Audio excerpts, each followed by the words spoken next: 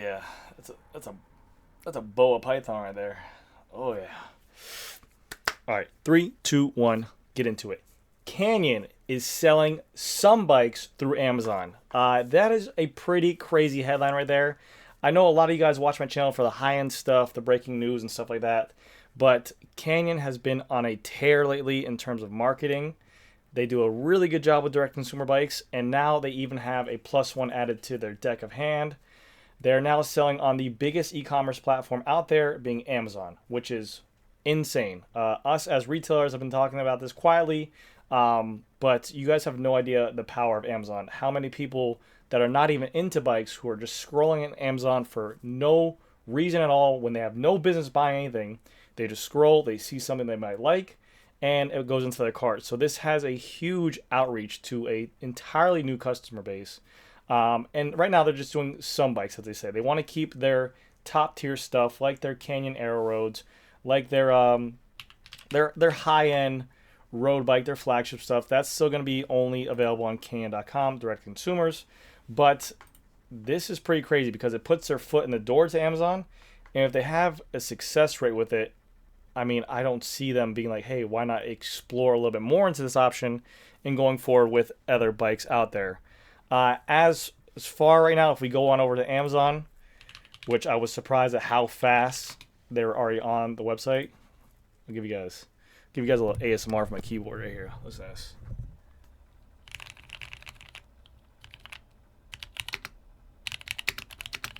Yeah, that's a good keyboard. That's an amazing keyboard there. Okay. But yeah, I was actually really surprised about how many models are on here and how fast they went into it. So it seemed like they had this plan ready, launch, inventory in hand, and basically sent it out FBA to Amazon's warehouses. And these bikes are already at Amazon's warehouses as well. You have bikes like their hardtail mountain bike, an e-mountain bike, what looks to be a big travel mountain bike as well. And again, like I said, it could be a spouse, it could be a person just browsing online and seeing for a toaster oven and maybe get recommended a Canyon mountain bike, and then they could be interested in looking at this bike. So we'll have to see how this does and how well this works with customers. I think the e-bike platform will definitely be huge for them because a reputable name like them, and also they said they have an e-gravel bike as well. Let's see this thing right here. E-gravel bike, Canyon Grail. I want to see this thing real quick because that looks pretty cool. Let's see if this comes up real quick. I mean, yeah, that's pretty badass. But if you look at these other bikes, literally, you can get fastest delivery tomorrow, May 7th. That means that they're in the warehouse or there. So I think there's going to be a lot of good options for consumers to buy these bicycles on Amazon.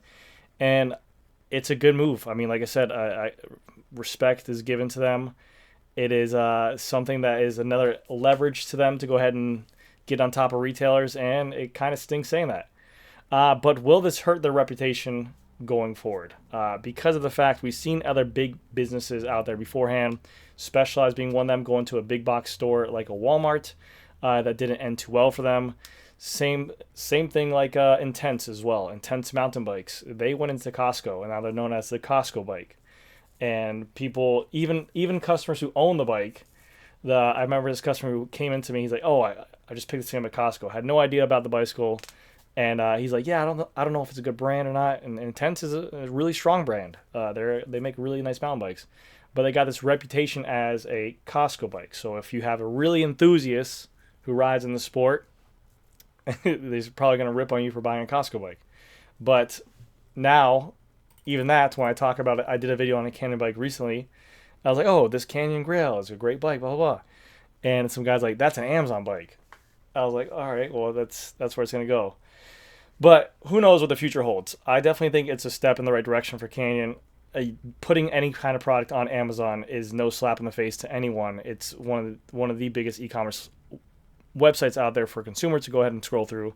So I think that if this all goes well, they say they just put some bikes on here.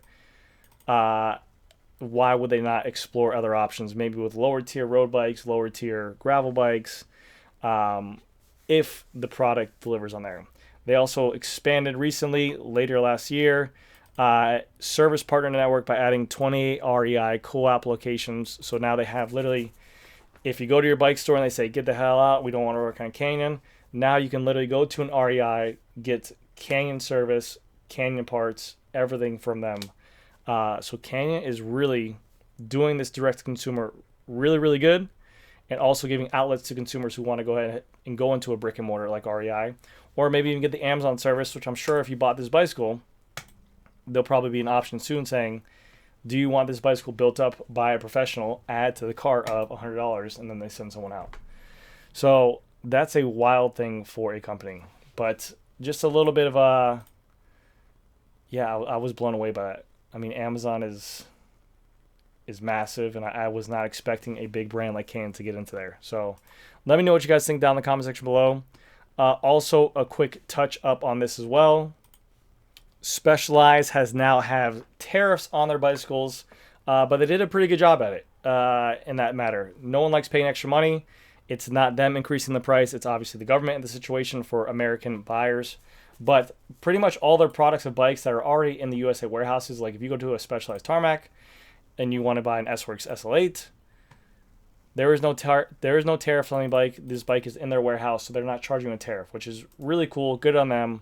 I really do like that. But if you go to their newest bike that just came out, that they have listed on here, like the Specialized Epic, the 2026 model, which is a freaking crazy bike, by the way.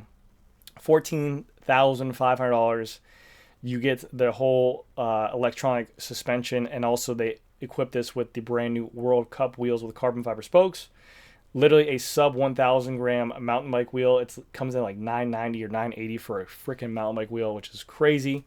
But you can see right here, for their top tier bike for $14,500, you're going to get a $500 tariff on there. Now, no one likes paying extra money, but that's not that bad.